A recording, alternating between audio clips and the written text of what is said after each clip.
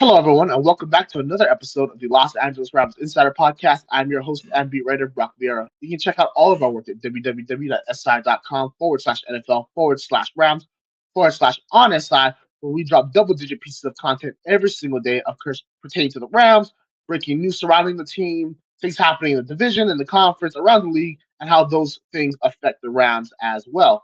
Today's topic is going to be revolving around a position group that is historically popular with the Rams, and that is, of course, the defensive line.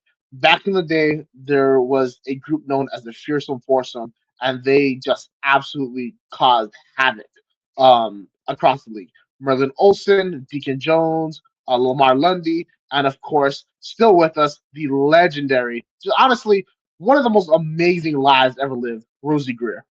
Those four men absolutely redefined the franchise, and their ability to not only penetrate the backfield but simply control the line of scrimmage helped usher in a new era for that franchise, and that's why they are legends, no doubt about it.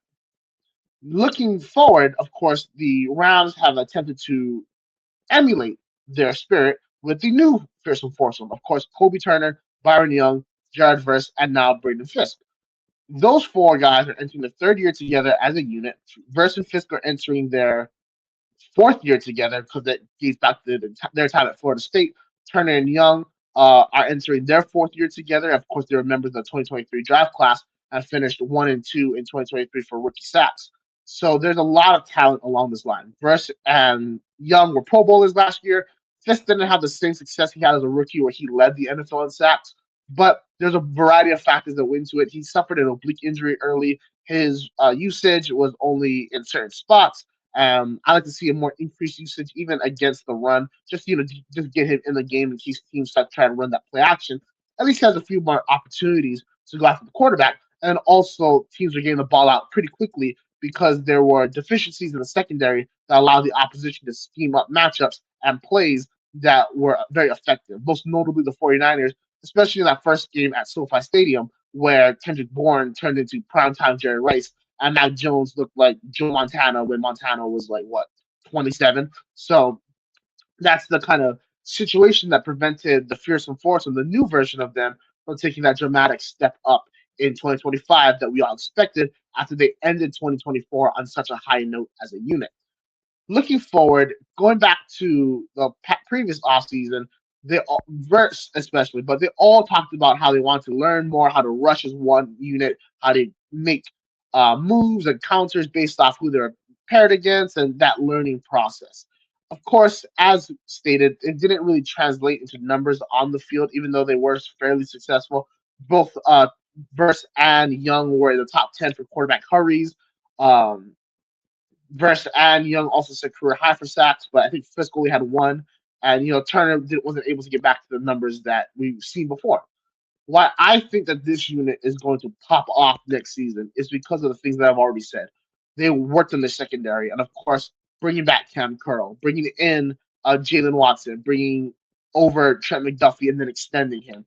Three critical moves that I think is going to allow the Rams to limit the field, giving the defensive line more opportunities to go and cause havoc because those throws that were being implemented to counter them will not exist anymore. And here's the reason why.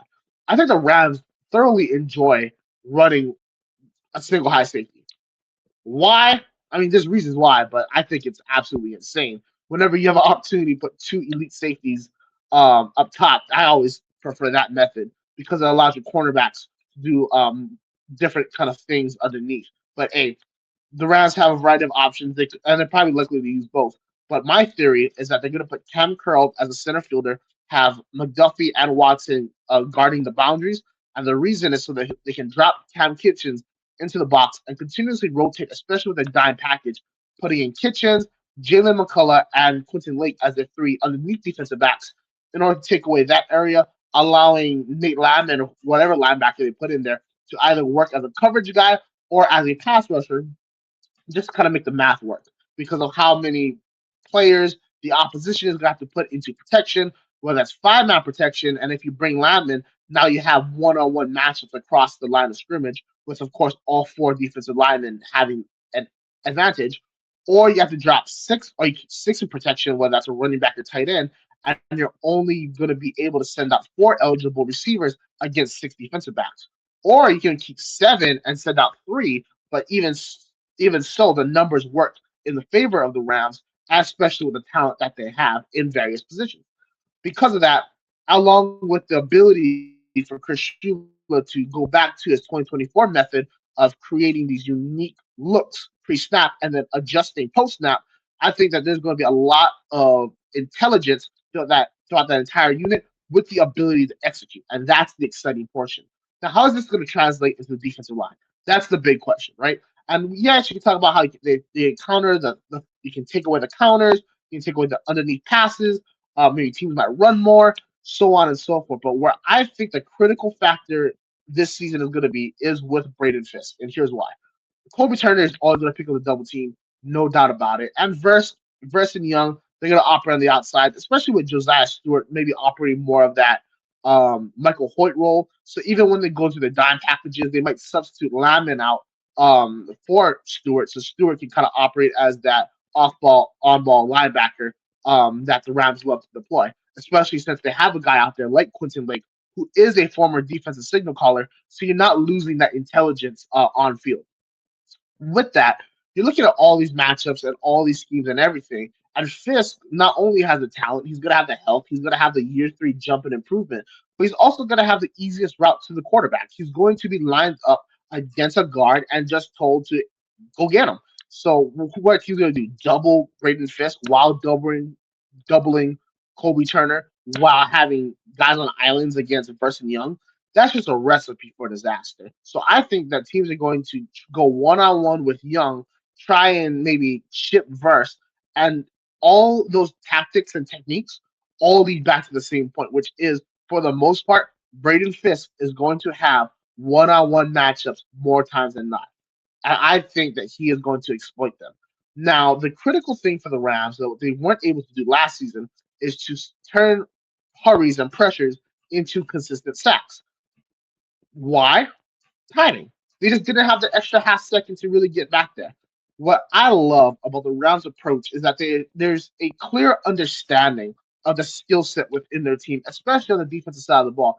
And I think that this was the reason why Chris Shula wanted to come back to the Rams instead of seeking a head coaching job.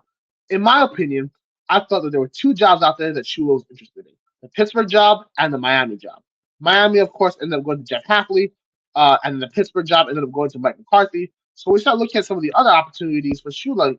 It's more of like why, especially knowing what he's going to be able to do this year with the resources that he has at his disposal, alongside, of course, the fact that the jobs out there weren't great at the time, and the jobs this next offseason are likely, to be better.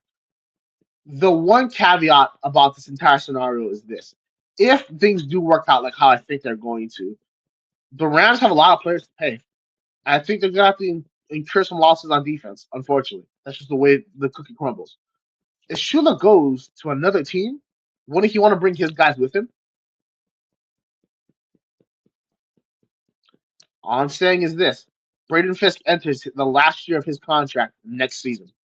Kobe Turner and Byron Young enter the final year of their deals this season. Nate Landman is easily cuttable like after this season and especially after next season, as is Quentin Lake, even though I think Quentin Lake is going to stick around for a long time. Cam Kitchens is also that same draft class as Braden Fisk.